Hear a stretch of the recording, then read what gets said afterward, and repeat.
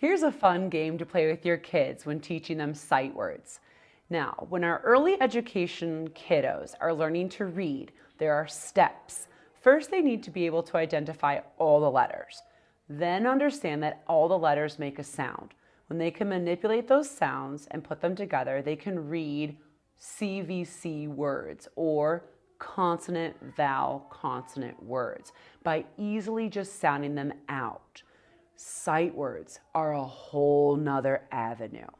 These are words that have to simply be memorized. Now, I'll start with one that I teach right away. All the kids know this is letter A.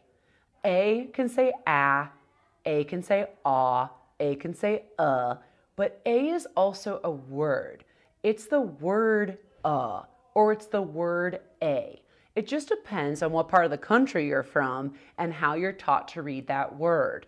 So I teach them that this is the word A or It's also the letter A. So A has a lot of jobs, a word and a letter at the same time. It takes a lot of practice for them to understand the difference of that, but they'll get it.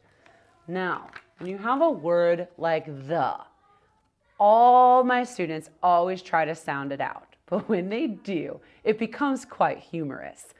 T, h, e, or t, h, e, he.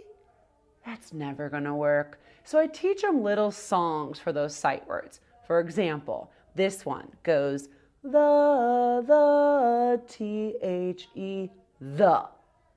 And they know over and over again, whenever they see T-H-E together, that is the word the. Sight word practice can be drill and kill. Flashcards, over and over again. Memorize it. Sight words. We use them all the time. We speak them, we read them, we write them. Now, here's a little game I play to help them to read those words over and over again. I have a simple dice. You can use any kind. My goodness, you could even use a rock and draw the dots on the rock. All they need to do is roll the dice, and I have a form. On my form, there are columns, and then in each of those columns are sight words. Of course, you can change and manipulate this sheet to whichever sight words you're working on. Let's say the student rolls 5. Side note, when they have something to play with, like a manipulative, it makes the game that much more fun. And it's throwing in a little bit of math. So we have 5.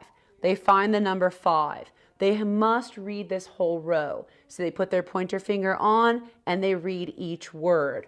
What if they get a word wrong? Then that's my turn as the teacher. I'm always watching. If they read the word wrong, I say my turn, I read it, your turn. They read it again. Then they continue on.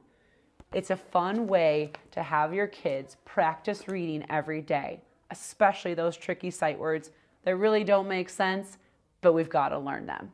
Thank you.